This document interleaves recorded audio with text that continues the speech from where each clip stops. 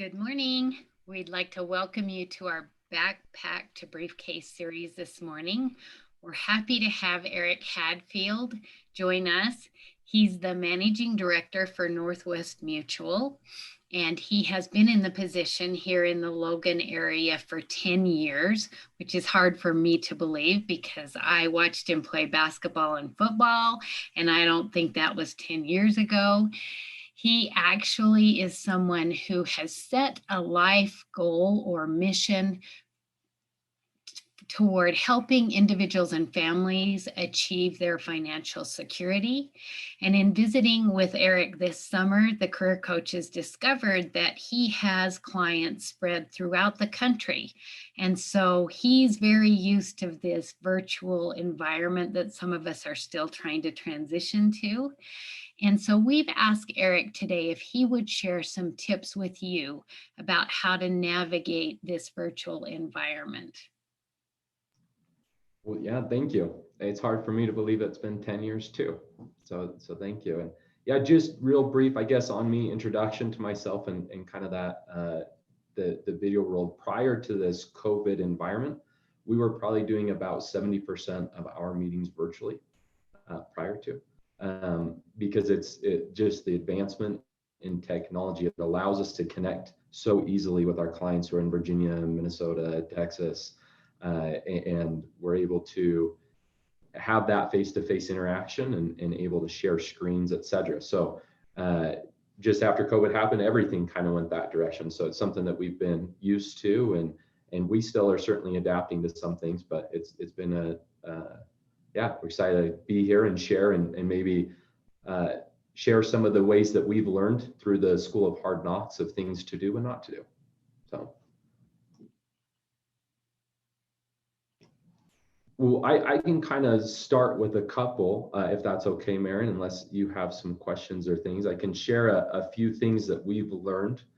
The first thing I would share I'm going to kind of take this from a couple approaches. I think we've all seen some of those videos, whether they're on YouTube or the news, of, I think they usually call them like Zoom meeting fails. And whether it's somebody that the infamous one where the child enters the room and the mom or the nanny runs in and dives on the ground and pulls the child out. That's one that a lot of people see. Even to the part where some people leave their camera on when they go into the restroom and people are screaming at them, hey, you're still on the camera.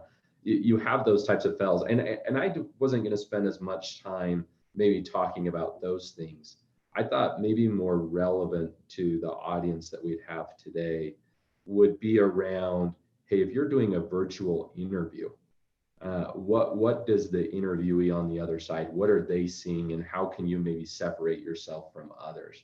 If you're in a virtual classroom and you want to set yourself apart as a student, if you're in a virtual meeting one-on-one with a client or a couple clients, what is the proper etiquette in that spot? And I thought that maybe those conversations would be more relevant to the group that we have here. The first one I'll bring up is, as we've kind of switched to this virtual world of virtual conferences, one of the areas that people miss is that human touch. And so, speaking from experience, I can tell you that from the very beginning, whenever I have, for an example, an interview with an intern from campus, I will go try to connect or find them on Facebook, LinkedIn, and their Instagram page, because I want to know a little bit more about the person. And we did those things prior to this COVID environment where we all switched virtually as well, but not to the same level. And that's because prior to, you could shake their hand, you could get an introduction to them and learn a little bit about them as a person and a little bit about their personal life, etc. To where it is today, you don't get that same interaction. And so we want to try to build a little bit of that prior to. And so in this virtual world, I would highly recommend pay attention to your virtual branding. Pay attention to how people see you and what is the message you're trying to relay. So I thought I would share real quick, and I don't feel like mine is the best at all, but I want to draw some comparisons from mine real quick. Here is my Facebook page. Um, and as you look at my Facebook page, the thing that will hopefully stand out is it is all family driven. I want to make sure that they see kind of the personal side of me, my family, that my family is the most important thing to me, that we enjoy being outside, outdoors. That is what I want to really be relayed as people take a look at it. If we switch to my LinkedIn page, it's really much more business oriented. I wanted people to see what it is that we're doing with our clients, et cetera. So we have our meet our team, what we do from a planning perspective. Um, we're able to have our history here, what we're currently doing, interactive stuff where people can click on it and takes them through it. We want to have a very professional setting as far as the image that we're trying to relay. So those are just a couple examples of, there's some digital branding, I guess you would say. I just assume that our clients are going to Google me. And so I want to see what pops up from a Google standpoint. And I want to be able to control what it is. So one of the things that is usually a big negative for us is we're like interviewing interns, is when it's always talking about partying, or, hey, I'm doing this on our Nintendo.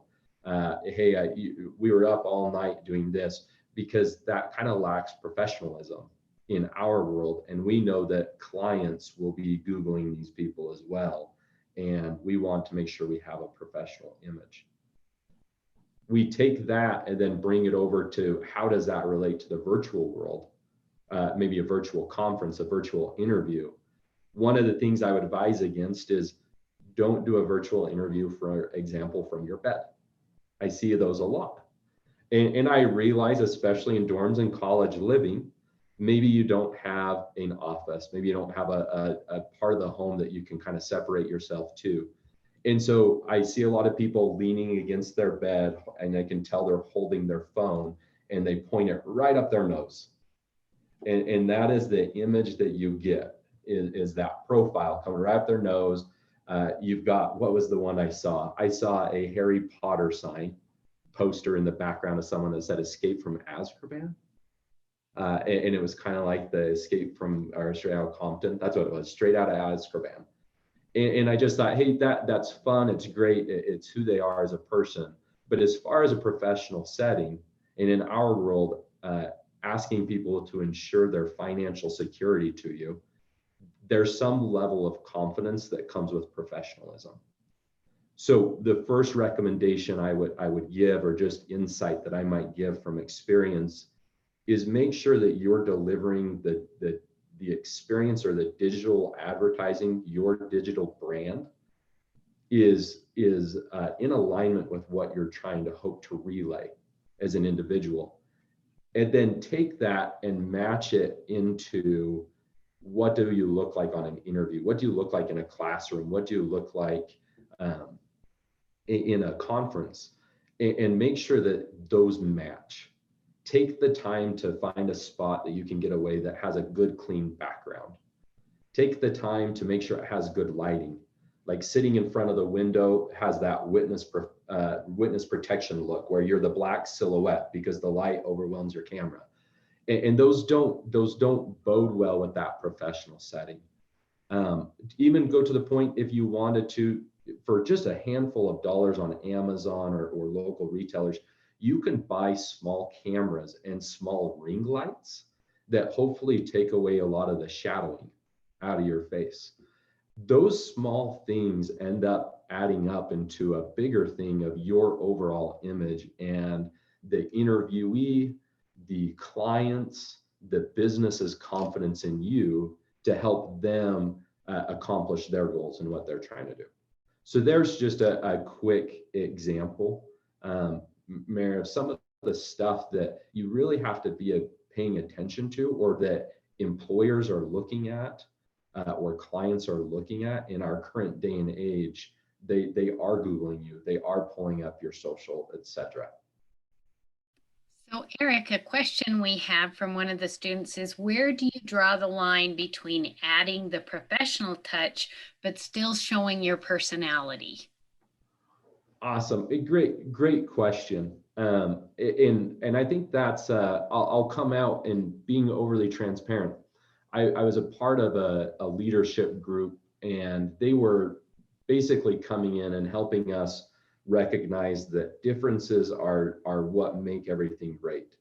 And I did a big, long assessment, and I was deemed as a minimalist.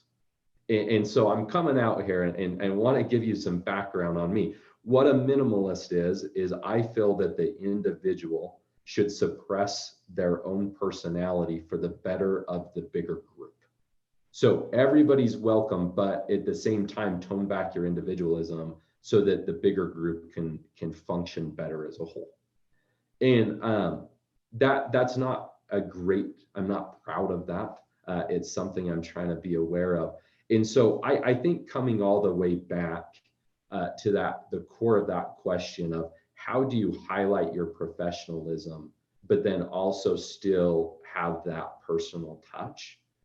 I would highlight it and say, hey, at the end of the day, it's great to have some of those personal touches, but make sure that your narrative is one that you want. So, for example, if in our world, if you were always posting pictures on your Facebook as a financial advisor of trips that you're doing, and that's it, the message that you're sending clients is, I'm all play, no work. And so when you need me at the end of the day, you probably won't get a hold of me because I'm going to be out of town. Does that mean don't post the picture of your trip? No. But if you're going to post a picture of a trip, maybe post another picture of something you're doing in the local community as well. And I'm not saying, hey, you're just controlling your branding. Really, these are ways that people can connect with you. But make sure that there's a good balance, I guess, is what I would say to that, is make sure that there's a good balance, that you're not overly in one area, that it's not always just your recent achievements that you accomplished in the gaming world, or that it's just funny YouTube videos or cat videos. Make sure if you have those, that there's the touch as well with a picture of you and friends or family. Make sure that there's that balance, I guess, is how you would do it. Now, I realize I didn't really get to the core of your question, but I think if you're going to show a picture of you on a trip, make sure you have a picture of you locally. Make sure you're showing the true balance of your life is what people are looking for. Don't get it overweighted in one area. I know when it's pictures of financial advisors just doing their trips, that is a huge turnoff from clients. One, they feel like they're the ones sponsoring those trips, and two, you just won't be around. There's none of that local touch. So I don't, Marin, I don't know if I got to the core of that question, but that would be my response: is try to find that balance of location, professional, personal, etc. So, another question that we've had come in is, what advice do you have for handling technology issues during a virtual meeting or an interview? Great question. The first reality is we can't handle everything. I've tried to get on before, and Xfinity was down in our area. Well, Xfinity is our internet provider, and so that is a very limiting situation. But there are things that you can control. The first one is always try to get on a few minutes early. A lot. So we use Zoom, we use Ring Central, GoToMeeting, and Polycom. Zoom is by far the most popular that people use, but we actually use all four video conferencing systems. And the majority of those require you to download a plugin prior to. So when you receive that link, I would advise you, whether it's the day before or a while before, try to open the link, because oftentimes it's going to redirect you to a website to download a plugin. And then it's going to ask you to share permissions to your camera, to your microphone, etc. Have that stuff done prior to, because if you try to get on a couple minutes before, then you find out that your computer has a restriction against using that. You can make adjustments. But if you're at the top of the hour and you're ready to get on and you're running into some of those issues, personally, we look at that as saying, hey, everyone's going to run into technological issues. They might break up a little bit, they might drop some internet signal, etc. But some of those are controllable. And so always go in and make sure you have the stuff downloaded prior to. Another one, if you're going to be sharing content, I kind of just mentioned sharing content, have it pulled up already. You don't want to be in a spot where you have to have it download, etc. As I kind of showed you, LinkedIn, Facebook, it was there, it was ready to go. We're able to do it and just pull it up. We don't have to wait for downloads. We don't run into other issues. Another one I would always advise for, if possible, use a laptop or an iPad as opposed to your phone. One of the big issues that we see, especially if you're like on a Zoom call, and I think a lot of people don't realize this, but if you receive like a text message and you open that text message, it pauses your video. And so you, as like an interviewer, I can tell when students are on their phone because it cuts in and out. And that really isn't great, because that means that during our interview, they're reading their text messages, which isn't a great image you're trying to send. So try to use a computer, try to use a iPad, and try your best to find, like, if you know that the connection in your apartment is not good or it's slow, try to set something up, maybe at the School of Business in one of the rooms. And I don't know what the restrictions are with COVID and stuff right now, but try to find a spot where it will be more of a controlled environment, that you do know you have good internet, etc. And then always make sure you download it in advance, open those plugins, make sure you have everything set up prior to. So a question taking us in a little bit of a different direction. How do you establish trust or build that relationship with a new client when you are in a completely virtual situation? Great question. How do you build trust with a client in a completely virtual setting? One thing with my business, and we have a little bit of a head start, I guess you may say, is we work on a referral basis. And so we're always coming from a mutual friend or a mutual connection that we've been referred through. So I feel like we're a little bit of a head start with that, but I still feel like I can give a little bit of insight on that. The first thing I learned when it came to building trust is be on time. Show from the very beginning that you respect the other person's time. That's huge. If you come in late, especially in a virtual setting where you can't fall back on, sorry, traffic was bad. If you come in late, what you're really relaying is your time isn't important to me. And there's already kind of a break in that trust. The second one is listen. And I think that's the hardest part about virtual settings, is it's really easy to get in the mode to kind of do what I'm doing right now and just talking, as opposed to slowing down and asking questions and truly listening to what they are saying.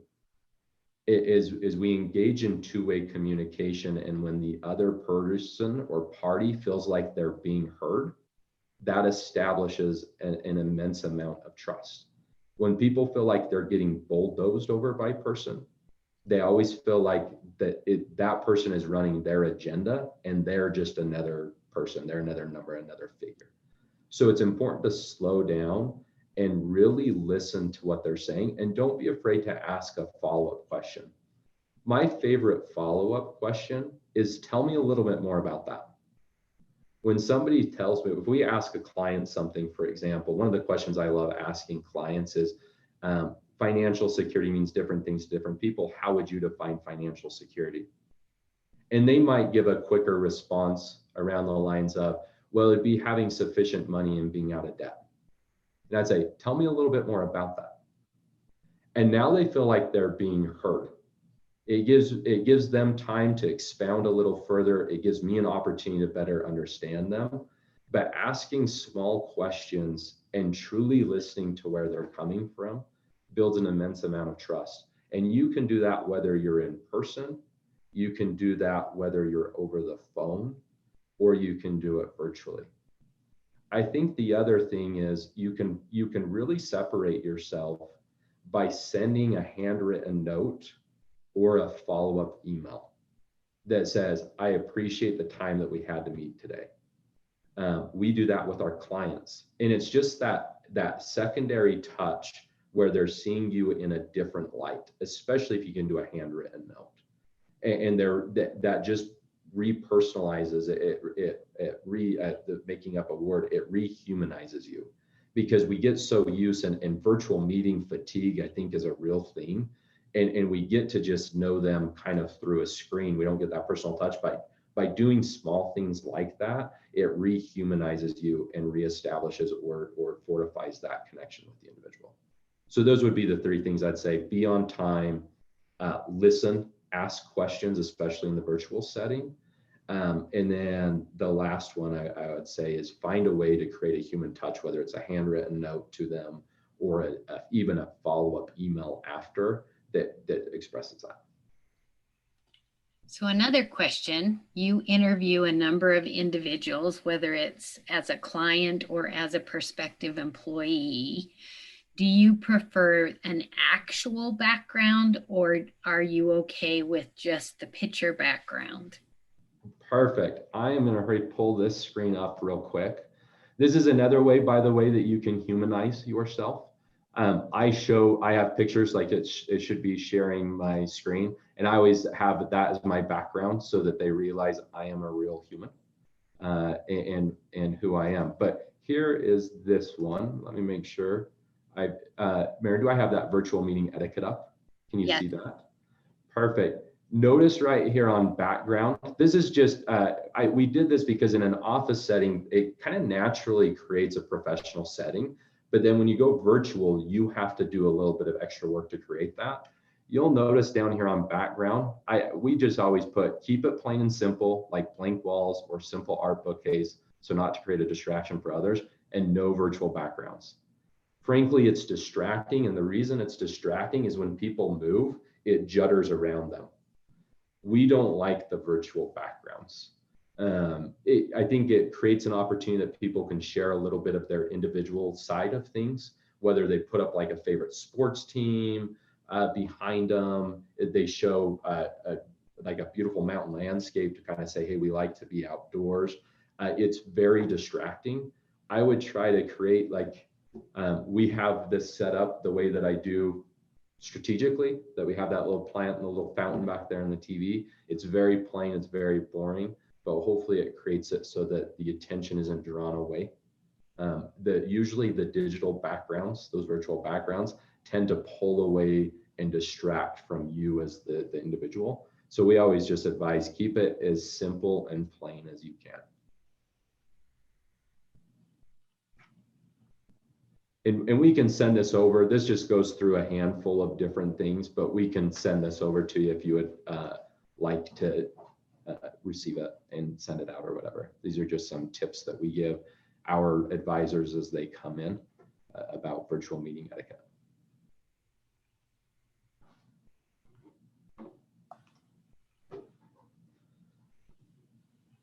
Yeah, and any other questions, insults, rebuttals, wisecracks, anything for me?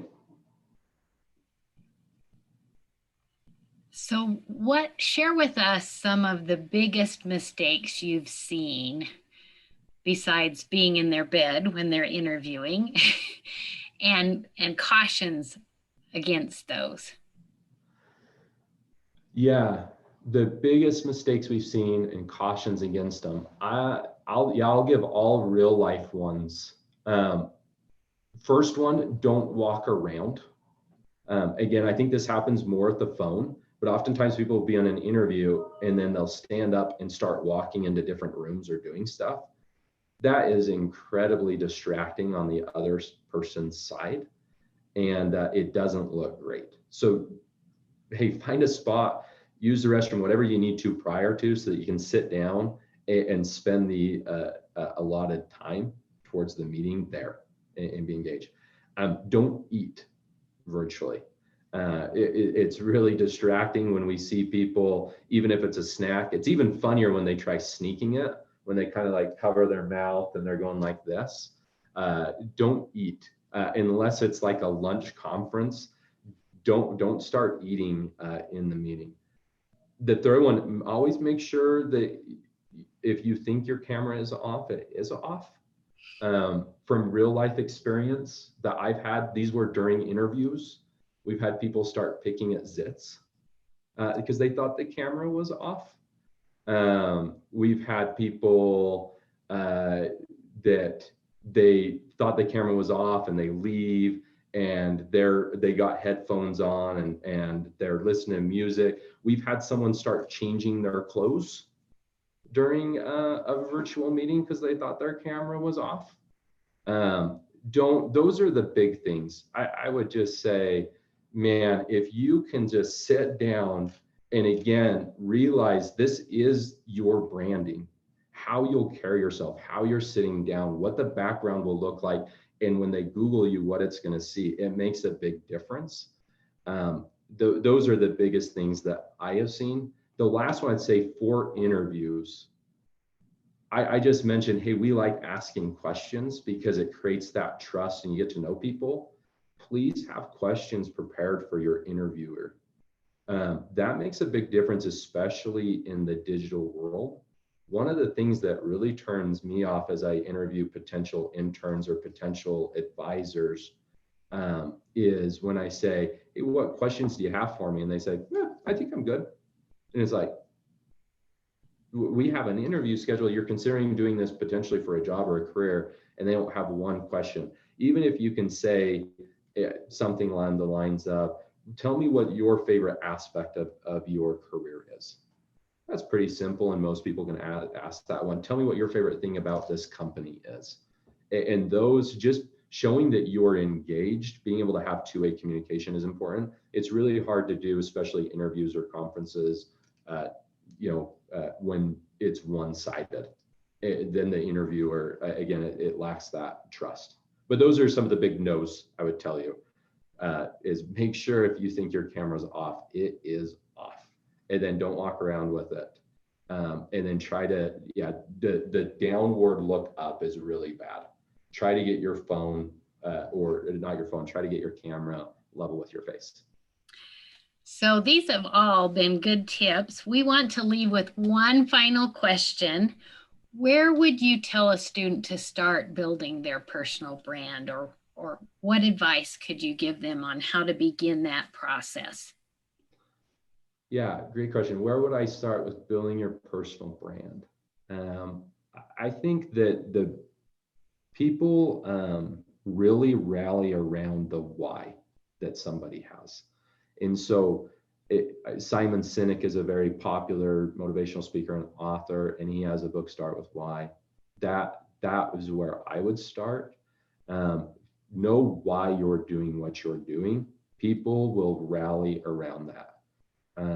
Again, one of my favorite questions I like to ask people is, especially interviewees, I ask this to clients as well, is, hey, paint me a picture in 3 to 5 years. Where do you want to be? I always ask them, what does life look like today? And what do you want it to look like in 3 to 5 years? I think that's my role as an advisor, is to understand the life people want and help them go get it. And when people can't tell you what it is they want, that's not great. Usually the big brands that we know, they have a strong why.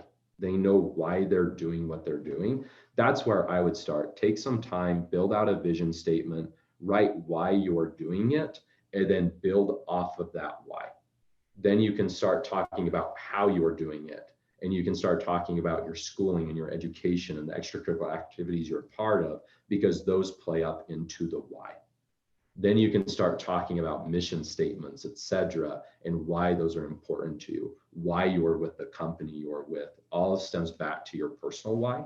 So that's where I'd start with your personal branding. That is what really jumps off the page with people. And the greatest leaders, whether they're military leaders, political leaders or leaders of companies always had a strong why, and that is why people rally behind those people and want to be a part of that vision. So start with why. That's what I would start with.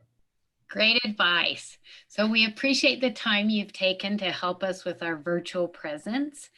I just want to remind the students that 11:30 we have another backpack to briefcase with Rochelle Medellin from Goldman Sachs.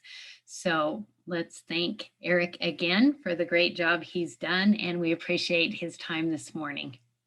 Yeah, thank you, and have a great day and a great weekend.